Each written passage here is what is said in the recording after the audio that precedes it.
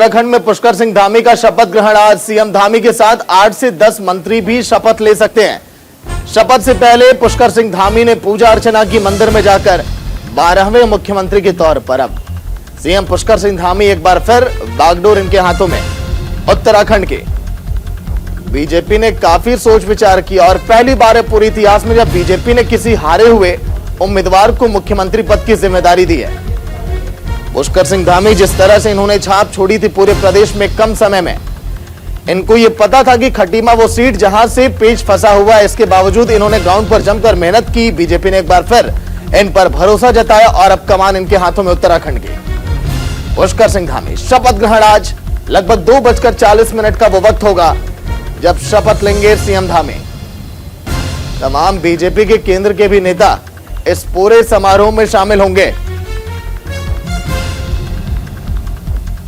अपनी खटीमा सीट हारने के बावजूद इन्हें मुख्यमंत्री बनाया गया। बीजेपी ने इन पर भरोसा किया क्योंकि कम दिनों में इन्होंने जिस तरह से लोगों के साथ अपने संबंध बनाए और सभी लोगों की सहमति इस पर, इसीलिए आलाकमान ने इन पर भरोसा किया, एक बार फिर इनको जिम्मेदारी दी। और बीजेपी ये नहीं चाहती थी कि एक बार फिर कोई पूर्व मुख्यमंत्री उत्तराखंड को मिल जाए, विपक्ष को एक मौका मिल जाए कि आपने तो हर बार मुख्यमंत्री बदले हैं और लोगों में एक बार फिर कलह देखी जाए। इसीलिए बीजेपी ने इन्हीं के नाम पर मोहर लगाई।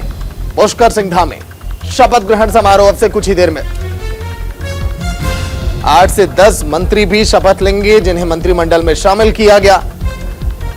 पुष्कर सिंह धामी ने सबसे पहले पूजा अर्चना की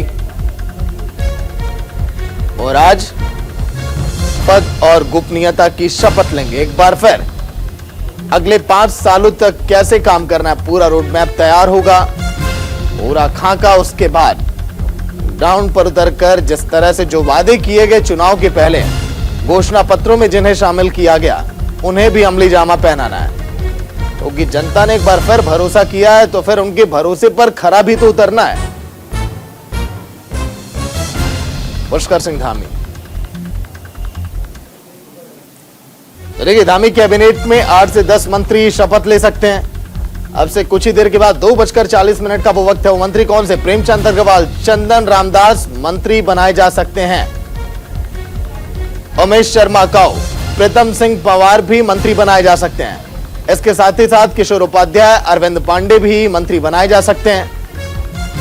इसी कड़ी में और भी नाम है। धन सिंह रावत, खजान दास भी मंत्रिमंडल की लिस्ट में हैं। रितु खंडूरी, सौरभ बहुगुणा, विनोद खंडारी ये भी मंत्री बनाए जा सकते हैं। धामी कैबिनेट में 8 से 10 मंत्री शपथ ले सकते हैं, लेकिन ये टोटल संख्या 11 हो सकती है।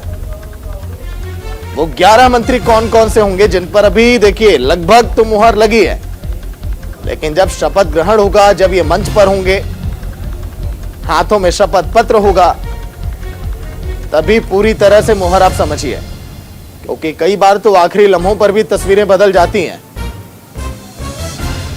खजान दास जो कि मंत्रिमंडल में शामिल हो सकते हैं।